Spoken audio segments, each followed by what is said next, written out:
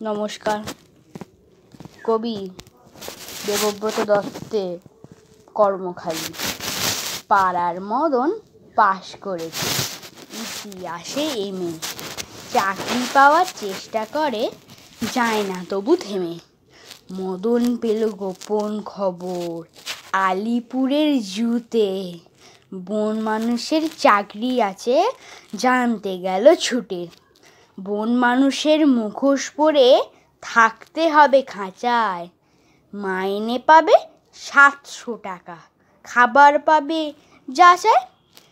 বেকার মদন অনিচ্ছাতেও চাকরিখানা নিল, দর্শকরাও বেজায় খুশি, দারুণ মজা পেল। একদিন তো লম্ফ দিয়ে পড়ল পাশের খাঁচায়, পাশেই ছিল নেকড়ে, বা কেই বা তাকে বাঁচায়।